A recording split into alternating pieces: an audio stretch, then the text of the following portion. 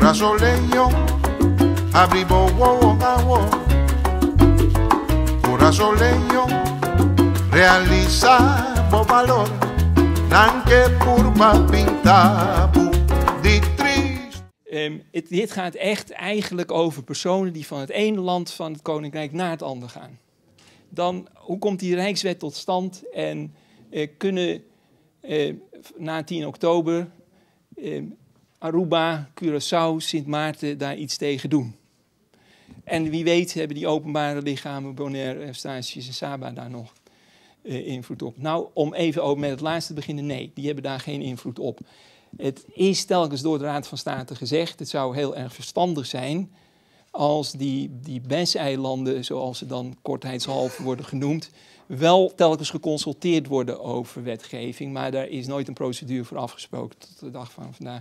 Houden we dus over Aruba, Curaçao en Sint Maarten.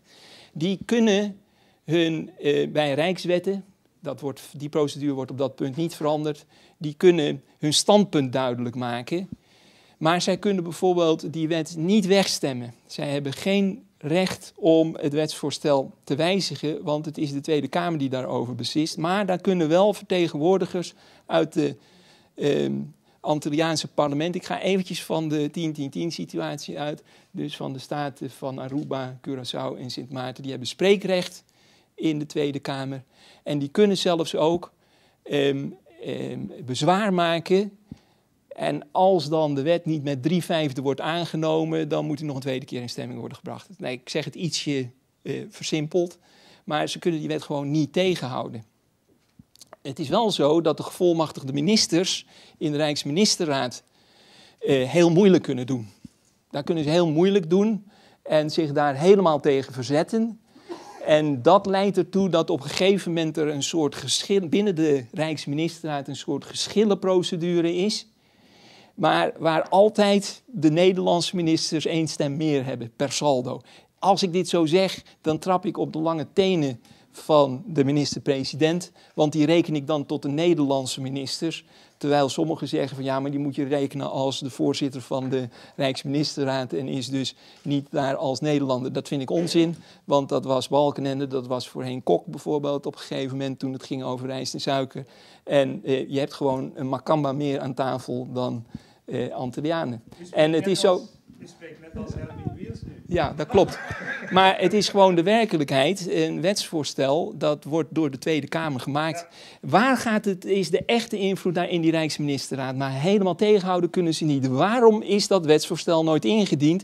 Omdat in de Rijksministerraad, al in de pre-10-10-10 situatie, daar zoveel moeilijkheden en bezwaren tegen zijn, dat het zelfs de vorm van wetsvoorstel niet heeft gekregen. En dat is ook de reden waarom het niet bij de Tweede Kamer ligt.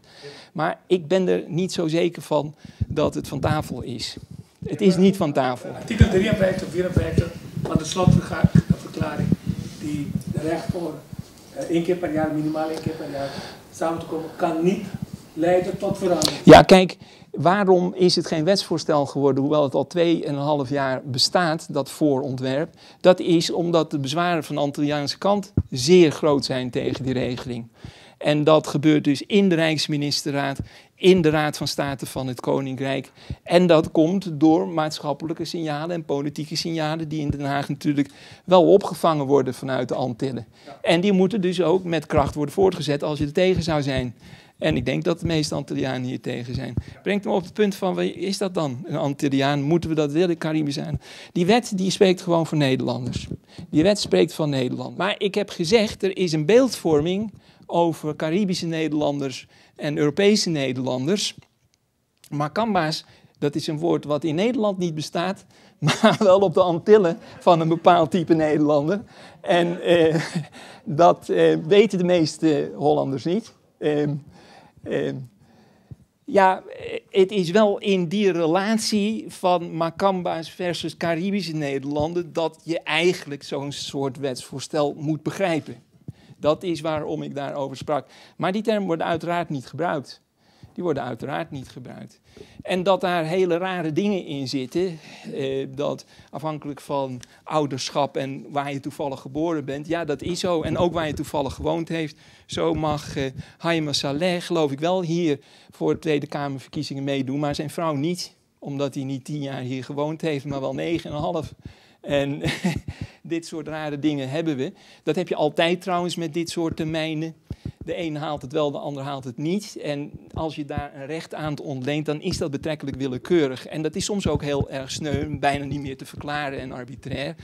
Naarmate de hoeveelheid contacten heen en weer groter worden. En die zijn natuurlijk groter geworden dan ze in 1950 waren. Dus de werkelijkheid wordt op dat punt steeds meer achterhaald. Ja...